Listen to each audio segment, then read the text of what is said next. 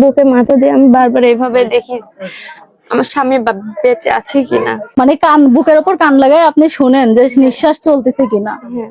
এভাবে কতদিন বাঁচায় রাখবেন স্বামীকে? কি করবো আপা, টাকা নাই, ভ্যান ভাড়া নাই, ভ্যানে করে নিয়ে যাব। সকাল থেকে না খেয়ে আছি পর্যন্ত, ঘরে চাউল নাই। দুধের বাচ্চাটাও তো কাঁদতেছে। দুধের অভাবে দুধের বাচ্চাটা কাঁদছে, বুকে দুধ পায় না। দর্শক, আমার আর কোনো কথা বলার মতো ভাষা নেই, আমার কথা শেষ হয়ে গেছে। আমি এখানে এসে বিধ্বস্ত হয়ে গেছি। দুধের অভাবে একটা বাচ্চা ছটফট করে কাঁদতেছে দূরেই। দেখেন, নিথর হয়ে শুয়ে আছে বাবা, কারণ সে অসুস্থ। সন্তানের সেই চিৎকার তার কান পর্যন্ত পৌঁছাচ্ছে না। এদিকে অসহায় স্ত্রী মরার মতো তাকিয়ে আছে চারদিকে। কিভাবে যাবে দিন, কিভাবে থামাবে বাচ্চার কান্না?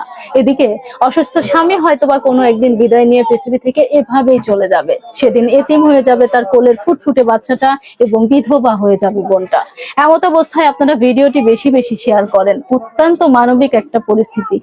স্ক্রিনে দেওয়া নম্বরে আপনারা সরাসরি যোগাযোগ করে অসুস্থ এই জাহাঙ্গীর ভাইকে সহযোগিতা করেন, তার এতিম, তার ছোট্ট ফুটফুটে বাচ্চার দুধের ব্যবস্থা করেন। দর্শক, আপনাদের কাছে কোনোদিন আমি এভাবে চাইনি। আজকে সত্যি এই পরিবারের জন্য আপনাদের কাছে করজোড়ে অনুরোধ করছি, আপনাদের বোন হিসেবে আমি দাবি করছি, প্লিজ আপনারা এগিয়ে আসেন, অন্তত বাচ্চাটার দুধের ব্যবস্থা করেন, এই ভাইটার একটু সুস্থতার ব্যবস্থা করেন। চলার মতন কোনো পরিস্থিতি নাই আমার।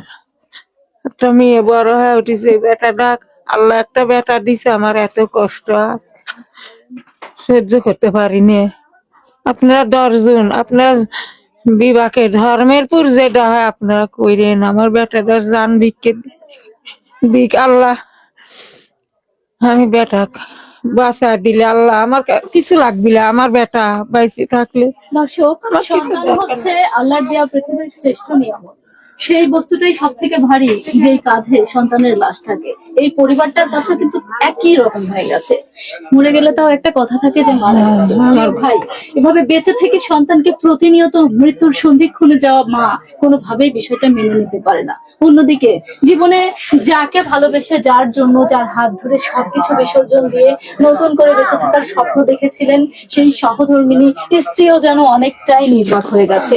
স্বামীর কখনো হাত, কখনো পা, কখনো মাথা, অথবা কখনো তার বুকে কান লাগিয়ে শুনছেন তিনি বেঁচে আছেন কিনা। কতটা নির্দয় আর নির্মম হতে পারে এই চিত্র, এটা আসলে ভাষায় বলে প্রকাশ করা যাবে না। এমত অবস্থায় নির্বাক এই স্ত্রীর অশ্রু সজল নয়নী বলে দিচ্ছে কতটা ব্যথিত তাদের হৃদয়, কদিনের অনাহারে আছে পরিবারটি। এমত অবস্থায় সবাই একটু যদি ভিডিওটা শেয়ার করতেন, সবাই যদি একটু স্ক্রিনে দেওয়া নম্বরে যে যা পারেন, ভাই আমার কোনো দাবি নাই, যে যা পারেন সহযোগিতার হাত বাড়ান, যাতে করে তার ছোট্ট বাচ্চাটা দুধের জন্য ছটফট করে এই জায়গায় কাঁদছিল, আর এই যে এই ভাইটাকে যেন তারা একটু সুস্থ করতে পারে, যেন স্বাভাবিক জীবনে ফিরিয়ে আনতে পারে।